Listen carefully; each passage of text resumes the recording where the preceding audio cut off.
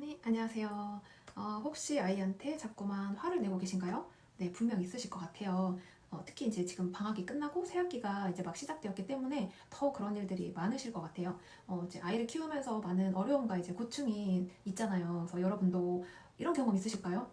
화를 내고 후회하고, 화를 내고 또 후회하고, 이제 진짜 나만 그러는 것 같고, 좀 매일 밤 잠들기 전에 자책을 한다거나 좀 아니면 자책할 시간도 없이 그냥 아이 재우고 골아 떨어지는 거예요. 저도 한 번은 그러니까 마음 먹고 참고 막 아이한테 나긋나긋하게 이제 얘기를 하다가 갑자기 얘가 막 쉴 새 없이 또 폭격기처럼 막 말을 하니까 이제 빵 터지는 거예요. 그래서 아 그냥 이러고 살아야 되나 진짜 이렇게 생각을 하기도 했어요. 왜냐면 저는 이제 아들이 둘이거든요. 그래서 이제 제가 막그 유명하다는 강사님들 영상도 진짜 한 100개는 본 것 같고 그런 감정 조절에 대한 책도 읽어보고 그리고 심지어 비폭력 대화라는 것도 이제 배워봤어요. 그런데 다들 비슷비슷한 말들을 하시더라고요. 화가 났을 때 나도 모르게 이렇게 무의식적으로 하는 그런 생각이랑 행동이랑 반응이 있대요. 그래서 그거를 한번 체크를 해보라는 거예요. 그래서 정말 많은 사람들이 이제 같은 이야기를 하시길래 이게 우연은 아닌 것 같다. 그래서 내 자신만 그런 것도 아니고 진짜 우리가 모두 겪는 일이구나. 근데 이제 이게 화를 잘 조절하시는 부모들은 이미 그렇게 하고 있는 거예요. 그래서 오늘 이렇게 여러분한테 이제 알려드리고 싶었던 거는 왜 나는 자꾸 아이한테 화를 낼까 고민하는 분들을 위한 좀 이야기를 해드리고 싶었어요. 그래서 우리가 보통 이제 화를 내고 나면 이렇게 생각을 하는 것 같아요. 왜 나 이렇게 참을성이 없지? 이렇게 부드럽게 말을 못하지? 좀 내가 엄마 자격이 없나? 그래서 아이한테 반복해서 화를 내게 되는 이유가 내가 단순히 이제 인내심이 부족하기 때문만은 아닌 거죠. 그래서 뭐 아이를 덜 사랑하는 것도 아니고 단지 그냥 내가 너무 오래 버티고 있었고 너무 혼자 또 많은 걸 감당하고 있었기 때문에 그럴 수도 있다는 거예요.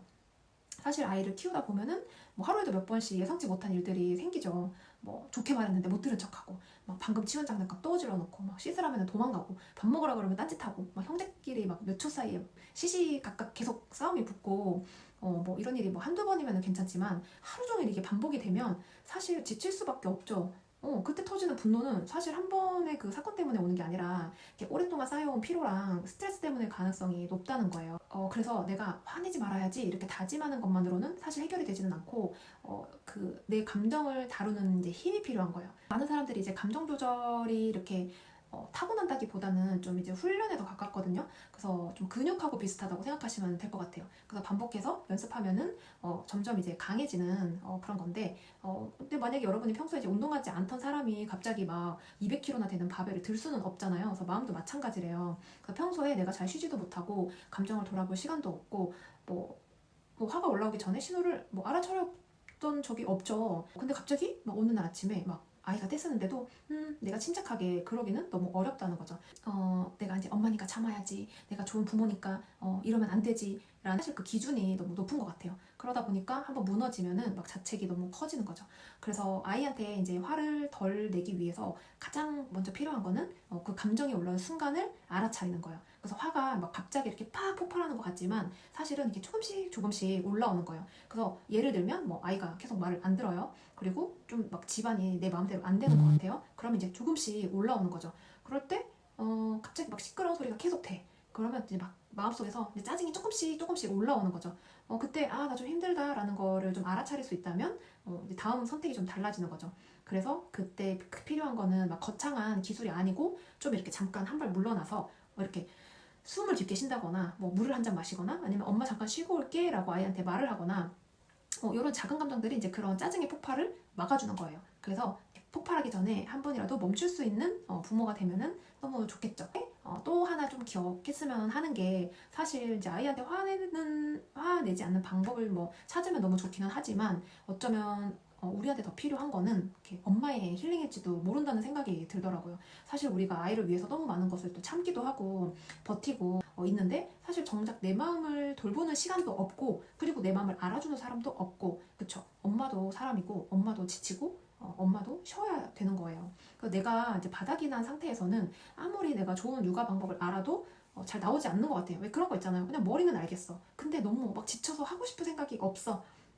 그래서 육아에서 좀 정말 중요한 거는 좀 아이를 완벽하게 이렇게 통제하는 것도 막 너무 좋지만 엄마가 스스로가 무너지지 않는 게 더 중요한 것 같아요. 그래서 내가 조금 편안해지면 아이를 바라보는 시선이 달라지고 좀 같은 행동을 해도 좀 덜 예민하게 받아들여지더라고요. 네, 혹시 오늘도 아이한테 화를 냈다면, 그래서 좀 마음이 무겁다면은 이 말을 꼭 드리고 싶어요. 여러분이 실패한 게 아니고 그냥 연습 중이라는 거죠. 그래서 아이를 사랑하지만 여전히 서툴 수도 있고 최선을 다했지만 뭐 오늘은 또 안 됐을 수도 있고, 그러니까 너무 이제 자연스러운 일인데 너무 이제 우리가 완벽을 또 추구를 하다 보니까 네, 힘든 것 같아요. 그래서 여러분이 좀 나는 더 나를 돌보는 엄마가 되겠다. 그래서 엄마 마음이 편해지면은 아이도 그 변화가 좀 느끼면서 아이도 같이 편해지거든요. 그래서 육아는 뭔가 좀 완벽한 게 아니라 조금씩 나아가는 과정이라고 생각하면 좋을 것 같아요. 그래서 지금 여태까지 이제 영상을 보신 분들은 아마 이런 경험이 있을 것 같아요. 그래서 뭐 아이한테 화를 내고 나서 뭐 혼자 조용히 후회했던 그런 순간들이 있으실 것 같아요. 그래서 여러분한테 좀 하나 여쭤보고 싶은 거는, 어떨 때 아이한테 가장 화가 나세요?